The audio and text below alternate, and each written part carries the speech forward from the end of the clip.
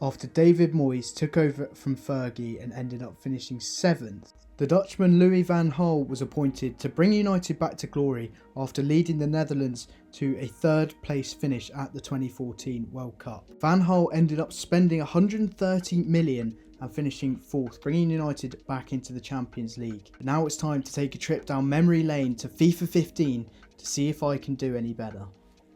What is up, ladies and gentlemen, and welcome to a very special video. I'm so excited for this one because we're going to be one of my favourite FIFAs ever, FIFA 15, to rebuild Manchester United and see if we can bring him back to glory. First thing was first, I had to introduce myself to the boys, and I've got to say this team is just absolutely ridiculous on FIFA. The attack, I mean, Falcao, Van Persie, Rooney, Di Maria and Mata as a front five is genuinely ridiculous. The depth of the squad is okay. I mean, we've got some great youth as well. Januzaj at this time was one of the best talents. Also having the likes of James Wilson breaking into the first team this year when Van Persie and Falcao maybe get injured or get tired. It's just exciting youth having in the team, and yeah, it's good to see him in there.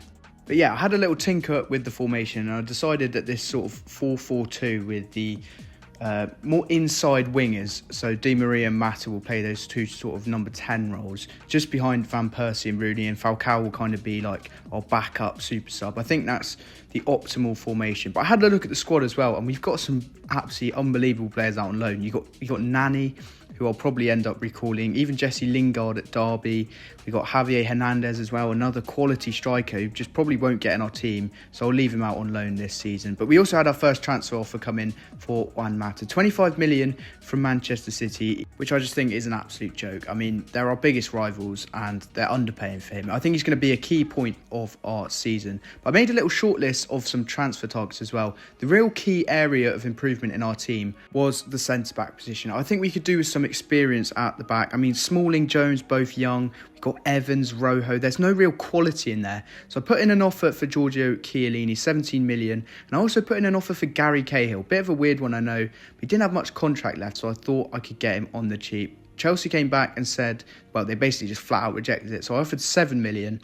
And we also had a transfer offer come in for Johnny Evans, and I said, you know what, if you give me 9 million, he's all yours. He's not going to be playing much. I decided to offer 23 million after Juve came back. And then we got some bad news and some good news. Luke Shaw is out for 3 months with a broken rib. I don't know how that works. But anyway, we both had Chiellini and Gary Cahill accept contracts, and I did go ahead and accept Giorgio Chiellini. He was more than triple the price of Cahill and a year older, but he's just got that quality to take us to the next level. I just think he's got more quality than Cahill. Therefore, I decided to sign him. We also bought Nani back from loan for a bit of depth, and a transfer offer came in for Ashley Young, and I'll drive him to the station myself. I absolutely hate Ashley Young. And also, Anders Lindegaard, sent him to Newcastle for 4 million. Never going to get in our team. We got De Gea, we got Valdez. That was all the transfers we made in the end. Signing Chiellini, a few youth players leaving, Young, Lindegaard. Quality over quantity. And then Van Persie got injured for 6 weeks. Anyway, on to Chelsea at Old Trafford, our first game. And it's, well, should be a really excited one. Chelsea came forward early doors, a shot there from Fabregas slightly wide. But anyway, apart from this, it was honestly one of the most boring games ever. I mean, Falcao had a chance. And then there's this one from Nani. Still got control in when you're not looking. You kicked that over here. And other from those couple of chances and this one here, what a block from Luke Shaw. That was it. It was such a boring game. But we put it quickly behind us because we had a Manchester derby at the Etihad to go to. And I've got to tell you, this one started much differently from the Chelsea game. Falcao coming forward and burying it within 5 minutes. What a goal that is from Radamel Falcao, playing instead of the injured Van Persie. It's so nice to know we've got all these attacking options because one out, the other in, both of real quality. Great ball from Rooney. The two strides linking up and I mean, it's a great finish. No movement at all. And then City came forward and Yaya Toure pulls this out the bag. When this happened, I genuinely couldn't believe it. I think that's one of the best goals the computer has ever scored against me. I mean, that is just absolutely ridiculous. Watch the technique on this. The ball over is weird, but I mean, that is unbelievable. Questions about De Gea maybe, But no, what a goal. And then Mangala decided to foul Nani. We got a free kick on the edge of the box. There's only one man stepping up to take it, Wayne Rooney. And obviously, he puts it in the back of the net. That is an absolute screamer. 2 screamers within 11 minutes and already 3 goals. Wazza with a beautiful free kick. And he had another one here from 40 yards. Just thinking, surely not, surely not. Oh my word. If that had gone in, that would have been just absolutely ridiculous. Would have blown the Yaya Toure goal out of the water. But Caballero makes 2 unbelievable saves back to back. But going into the second half, it was us on the front foot again, and they just could not deal with Falcao, who puts it on a plate for his mate Rooney. 2 for the Scousman, the Manchester United man Rooney. I mean, City had chances. How on earth this didn't end up? It's just pure pinball inside our box. Jesus Navas striking it in the end, and Fellaini just about clears. And then going in to the last minute, I thought he was offside here, but they threw the kitchen sink at it, and Mangala, for some reason, playing up front. Got one back, but it wasn't enough. We beat Manchester City at the Etihad. The stats say that City dominated, but our attack was just too lethal. Correct me if I'm wrong, but did Falcao score more in that game than he did under the whole time that Van Gaal was Manchester United manager in real life? Weird. But anyway, Arsenal up next, and 2 points separating us after 11 games played. But this game, we had Rooney suspended, we had Van Persie injured against his old club, so it was just Falcao leading the line by himself. We did play a 4-3-3, and look at that. I mean, Chesney with 2 absolutely incredible saves, but it was 75 minutes in, Nani playing off his favoured left-hand side, great ball, but oh my word, that is an absolutely unbelievable header from Falcao. When this went in, I was gassed. I mean, I love headers like that. Looping back across the keeper, Chesney with no chance at all. It's an unbelievable header, but he did make another good save against Mata, but it wasn't enough. We beat Arsenal at the Emirates despite having them more of the ball. It was on to Stoke next, and Stoke were just a point behind us 13 games in, and I mean, I literally couldn't see anything this game. Nani with an early chance, but the snow was so annoying. They hit the bar from a free kick. And then coming forward on the half an hour mark, it was Peter Crouch, of all people, to put Stoke ahead. And to be honest with you, we just got absolutely destroyed. I couldn't get near him at all. I couldn't see the ball. And it was Crouchy again off the rebound. I thought he was offside, but the lino didn't put his flag up. It looks like he's miles off. But yeah, they just absolutely battered us, to be honest. And then who would it be to score the third? Adam bloody Johnson. So 2 for Crouch and 1 for Johnson. I mean, he touched us like he would touch a child, and, well, we got a penalty late on. Falcao hitting the deck, but even though Wazza stepped up and put it in the top right corner, it was too little too late. We got absolutely battered by Stoke, and I've got to say, the better team won. You know, no complaints from me. They had more of the ball, they were way more clinical, and Crouchy just destroyed us. But Villa next should be a slightly easier game, but they came forward early doors. Sanchez missing a really easy chance, and then it was Carrick with not 1 but 2 shots that just whistled just past the bar and past the post. And we came forward again. Di Maria, lovely bit of skill, lovely strike as well, and Van Persie turned it in, but it did turn out to be offside. Slightly annoying. We did play 3 at the back in this game as well, but we just didn't have any chances. We had Rooney in the number 10. We played a ridiculously attacking team, and Benteke, of all people, well, he did actually used to be a quality striker, but he put him ahead. But then we went all out. We were just pushing for that equaliser. Falcao with a chance, couldn't put it away. But Falcao, I mean, he is actually so good. I would say he's probably been our best player so far. And even though we absolutely dominated Villa, we just couldn't score. They had 2 shots, 1 on target, and got a goal.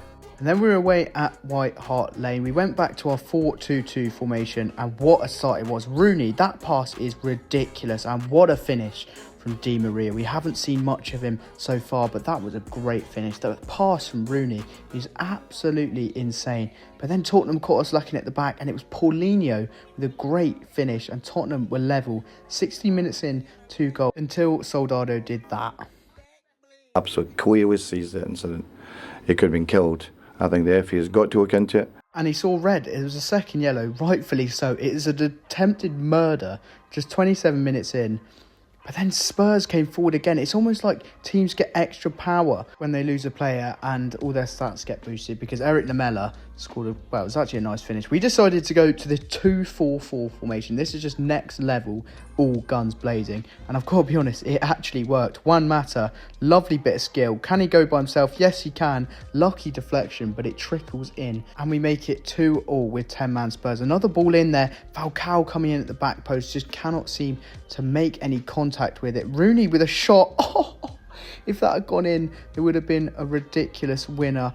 We hit the woodwork twice in the last 10 minutes, but that Rooney shot, if that had gone in, that would have been absolutely insane. And at January, we are sat in 4th place on 37 points. The weirdest thing was, Van Gaal was sat on 37 points, but 1 place above us at exactly the same time when he was in charge, which is actually really weird. 4 points off Arsenal in first, even though we did beat them. It's a really tight league table, just 10 points between first and 6th. So there's definitely ground to make up, and we're still in for a shot, not just for top 4, but definitely for the title.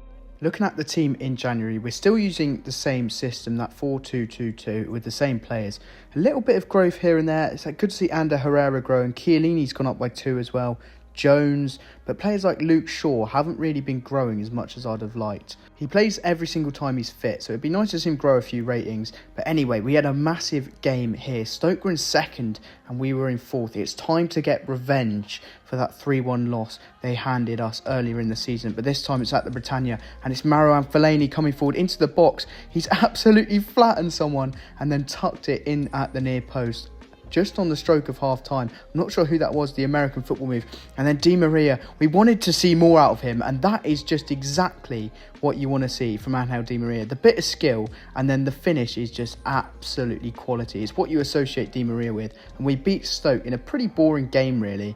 And another thing I identified about the team is that there's a lack of pace. I mean, we've got some, but we don't have like a proper direct out-and-out winger. So call me sweaty, but I did go in for Gervinho. I mean, he's so quick. He's 81 rated as well. He can play through the middle. He can play out wide. And Roma did actually accept our offer at last. He wanted 100 grand a week. I gave him an important first team player, but I think he'll get minutes, not just off the bench, but starting as well. And we did sign Gervinho. I mean, it's a sweaty signing. I feel disgusting. And then we had Liverpool in the FA Cup. It was time to give him his debut in this 3-2-5 formation. And straight away, Balotelli with an absolutely disgusting tackle. There was a chance there which Mignolet cleared off the line, but it was pretty much all us.